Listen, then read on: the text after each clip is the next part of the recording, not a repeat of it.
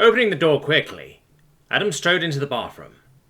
The glass partition separating the shower from the rest of the room was coated with steam. The hazy blue silhouette of his new lover enticing him onward. "Adam?" came the questioning remark from Vrilla, before he slid the shower open. She stood before him, paused in the middle of washing her hair, arms uplifted behind her head. She shot him a mildly panicked but hopeful stare. "I decided to join you. I was getting a bit lonely out there," he said, closing the partition behind him as he entered the cubic cube. He stepped ever closer to the large woman, whose eyes had widened after glancing beneath his waist. He wrapped an arm around her hips, putting her dripping, naked body against his for a deep kiss. Breaking it, he nudged her head to the side, planting kisses along her neck as his hands began to explore her flesh.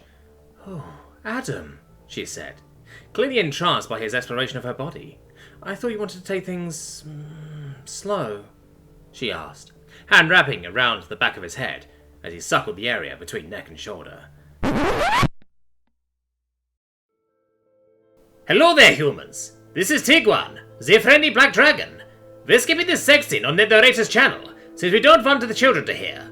But if you want to, you can listen to the full unabridged scene on Patreon as the Space Commando tier, where you get access to the other naughty scenes and a sneak peek in the next episode of ongoing series like Hunter or Huntress, which I'm in.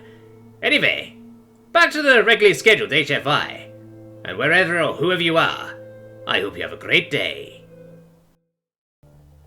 A round cracked past Adam's head as he took cover behind a low mud wall.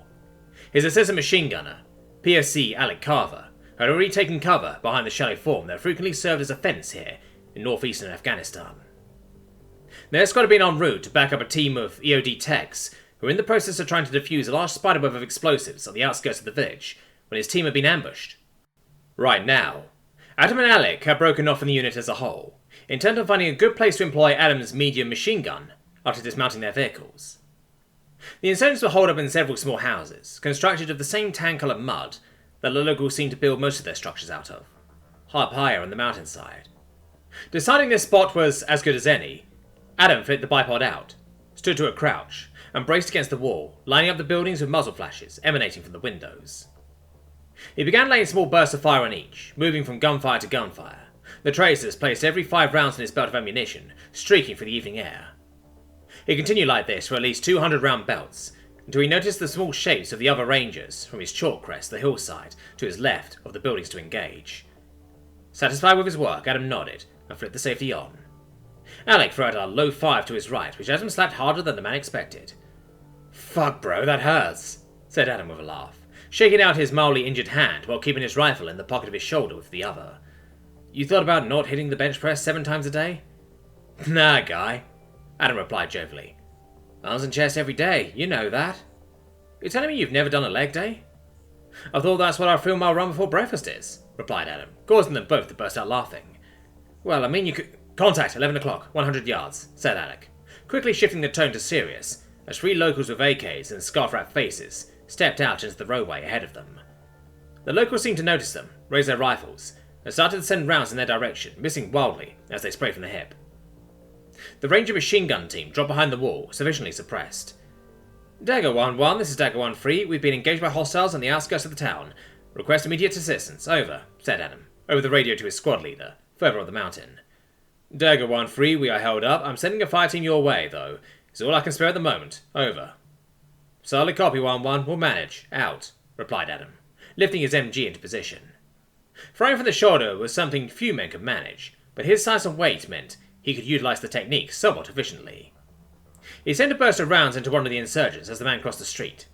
Shifting his sights, he was about to line up the next target when he noticed something. About 20 yards from his position, a small girl was curled up in a ball on the roadway. The panic had been trapped between the warring factions, crippling her ability to run or crawl out of harm's way. In the brief lull of gunfire, he turned to his teammate. Alec had gone through basic training, jump school, and RASP with Adam, leading to them being placed in the same fire team, with a smaller man serving to carry his ammunition and tripod. He was about to mention the girl when he saw Alec's face twisted into a ball of rage.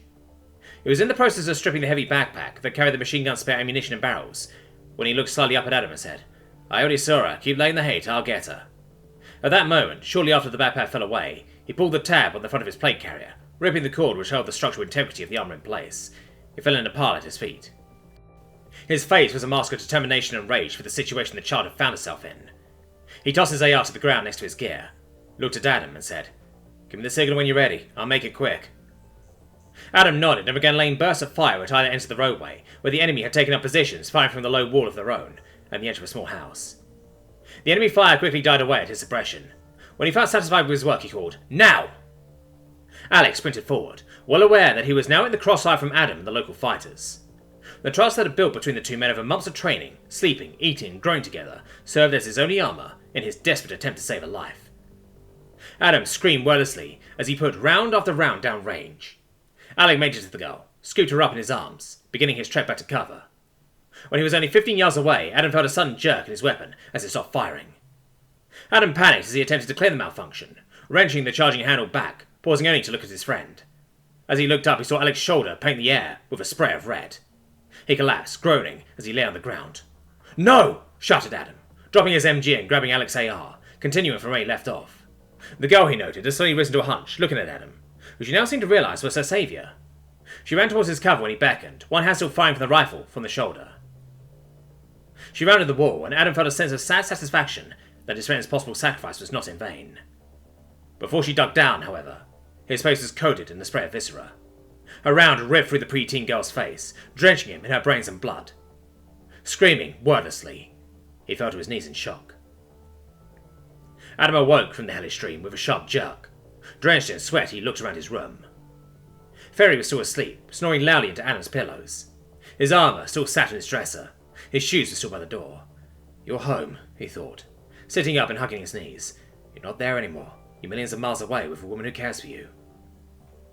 Exhaling audibly at the comforting thought, he decided he needed to take a moment to clear his head. Throwing on the ill-fitting basketball shorts and a black t-shirt, he opened his door quietly. He almost tripped over a figure set against the doorframe. Slip was sobbing quietly, nursing a bottle, while leaning against the left side of his doorframe in the hallway. "Slip," said Adam. "Are you okay?" "It was my turn," she said in a sad, bitter tone, with downcast eyes. What?" said Adam, not quite understanding what was happening. "Yesterday, when we were sparring," Slip managed between sobs, "that was my time with you. And then she just had to swoop in and ogle you in the first time I've actually had you to myself since Earth." "What?"